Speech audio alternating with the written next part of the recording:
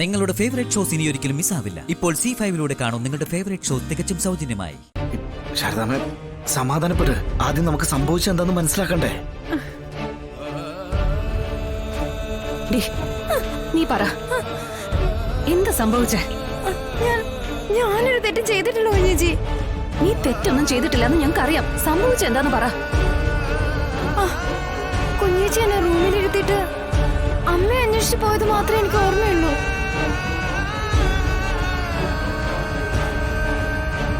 പെട്ടെന്ന് ഉറക്കം വന്ന് ഞാനീ ബെഡിൽ കയറി കിടന്നു. വാതിൽ ലോക്ക് ചെയ്യാൻ പോലും മറന്നു. എനിക്ക് അത്രയ്ക്ക് ക്ഷീണം ഉണ്ടായിരുന്നു. ഒന്ന് മയങ്ങിപ്പോയി എന്നുള്ളത് സത്യമാ. പിന്നെ ഞാൻ കണ്ണു തുറക്കുമ്പോ നിങ്ങൾ എല്ലാരും എന്റെ കൺമുന്നിലുണ്ട്.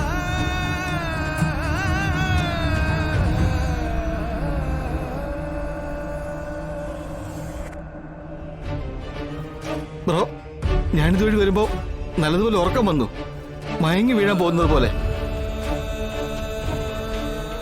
വേക്കന്റെ റൂം ഏതെങ്കിലും ഉണ്ടോന്ന് ഇതുവഴി വന്ന ഏതൊരു വേറോട് ഞാൻ ചോദിച്ചു.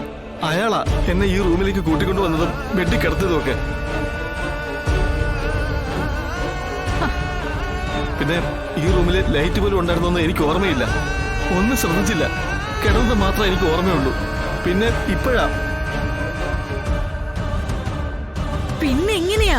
മതി അമ്മേ, ഇവിടെ ഒന്നും സംഭവിച്ചിട്ടില്ല. ഇവിടുന്ന് ഞാൻ അമ്മയെ തിരക്കി വന്നിട്ട് ഇപ്പൊ 10 മിനിറ്റ് ആയിട്ടില്ല. സംഭവിച്ചു പോയൊരബദ്ധം അതിനി നമ്മളായിട്ട് പറഞ്ഞ് വലുതാക്കണ്ട. അത്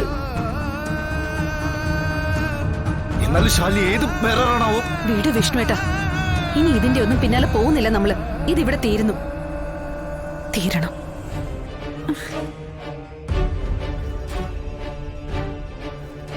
വിഷ്ണുട്ടാ, രോഹിത്തിനെ വിളിച്ചോണ്ട് പുറത്തു പോ. രോഹിത് വന്ന്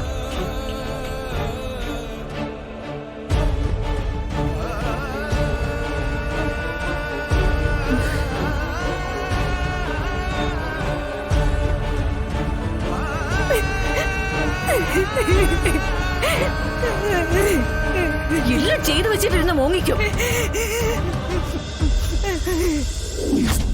ഇത് കള്ളോർക്കം തന്നെയാ. അല്ലെങ്കിൽ രോഹിത് എന്നോട് സംസാരിച്ചോണ്ടിരിക്കുമ്പോ ആർക്കാ ഓർക്കം വരിക?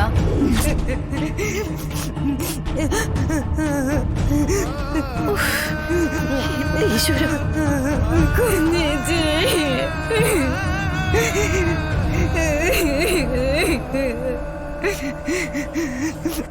എടി, എന്നാൽ ഇവള് അമ്മ ഇവളെന്ത് ചെയ്തെന്നാ?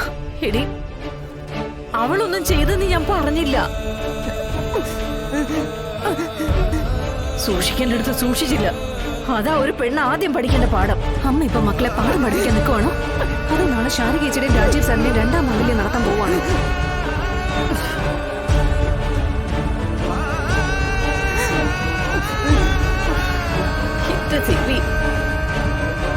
മുറിഞ്ഞു പോയൊരു ബന്ധം കൂട്ടിക്കെട്ടാൻ പോവുക. അതിനി ഒരു തടസ്സം ഉണ്ടാക്കില്ലേ?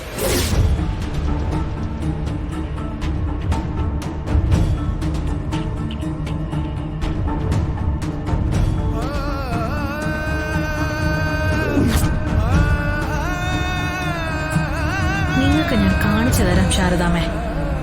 നിങ്ങളുടെ 3 മക്കളിൽ ഒരാളുടെ ജീവിതം ഞാനിങ്ങെടുത്തു. കൊരങ്ങന്റെ കൈ കിട്ടിയ പൂമാലയാക്കും ഞാൻ. ഡൗൺലോഡ് ചെയ്യൂ C5 ആപ്പ്. കാണൂ എല്ലാ എപ്പിസോഡുകളും സൗജന്യമായി.